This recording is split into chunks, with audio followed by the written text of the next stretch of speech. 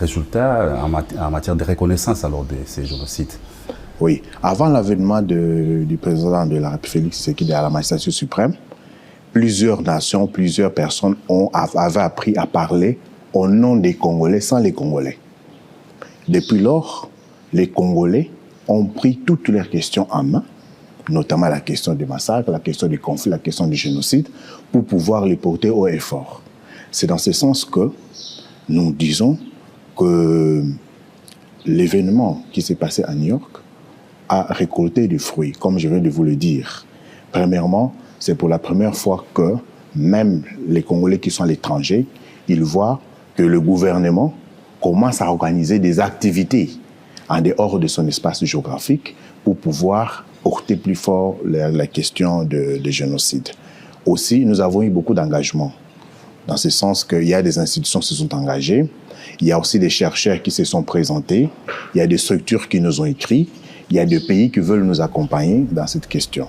Et nous allons... Par exemple, on peut citer quelques pays? Oui, il y a des pays qui veulent nous accompagner, des pays amis. Nous avons l'Angola, nous avons le Burundi, le Maroc et les autres qui veulent nous accompagner. Et il y a des invitations que nous avions déjà dans le pays des chancelleries occidentales pour analyser les documents qu'ils ont déclassifiés, qui peuvent permettre de nourrir la question du génocide et des massacres.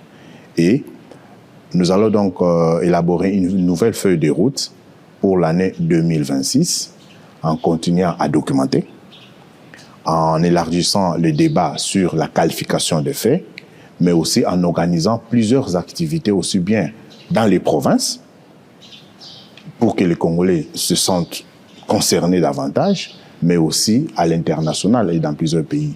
Là, nous ne pouvons pas encore le dire parce qu'en fait, vous connaissez que la stratégie de l'ennemi, c'est aussi avoir l'information en avance et pouvoir torpiller tout ce qu'on peut faire comme stratégie par après.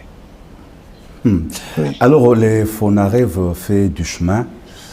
Quelles sont ces perspectives alors d'avenir?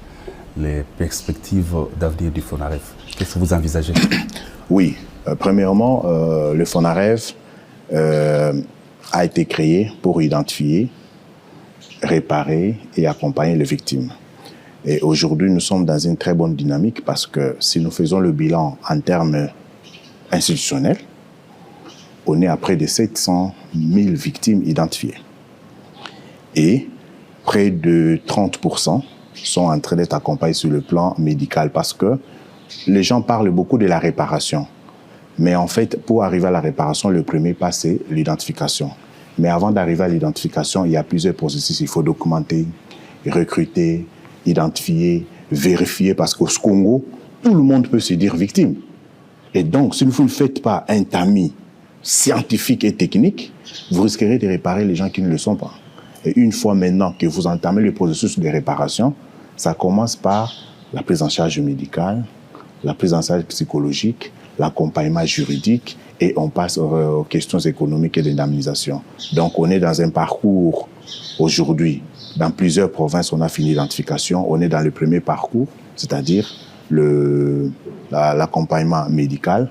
Pendant ce temps, il y a les juridiques qui sont en train de constituer des dossiers physiques. On est aujourd'hui à 17 000 dossiers constitués de victimes. Alors pour la question du génocide aussi, c'est une question qui touche beaucoup le cœur des Congolais parce qu'il s'agit des victimes qui réclament justice. Donc, comme nous l'avons dit, nous allons continuer à documenter davantage, à recueillir les témoignages, pourquoi pas les témoignages des anciens belligérants, qui peuvent nous donner plus d'informations, plus de précision, et continuer à poursuivre cette œuvre de plaidoyer à travers le monde. Alors, un mot pour clôturer notre entretien. Je dis par exemple, comment vous avez apprécié la présence du chef de l'État à la cérémonie de New York, lui qui participait aux États-Unis d'Amérique à la 80e Assemblée générale des Nations Unies. Comment vous avez apprécié sa présence? La présence du chef de l'État est toujours saluée et cela nous réconforte davantage dans le combat que nous menons en faveur des relèvements communautaires des victimes. Parce qu'on s'est dit que le couple présidentiel, c'est le premier, le plus engagé pour cette cause de victimes, cette cause qui est noble. Je voudrais vous rappeler que le chef de l'État, même lors de la campagne présidentielle, malgré les occupations, avait eu un temps pour échanger avec les victimes à Bukavu. Je me rappelle que les victimes, nous on répétait avant que le chef de l'État n'arrive. Ils chantaient. Dès que le chef était entré, au lieu de chanter, ils étaient émotionnés parce qu'en fait, ils n'avaient jamais été reçus même par un chef de village, ni un chef de quartier, mais ils le voient, les chefs de l'État. Plusieurs nous ont dit qu'à partir de ces jours-là, qu'ils étaient déjà guéris. Qu'ils devaient maintenant parler, faire des témoignages et réconforter les autres. C'est ça qu'on invite les Congolais. La question du génocide ne concerne ni les chefs de l'État, ne concerne ni le FONAREV, ni le gouvernement congolais, mais ça concerne tout le monde.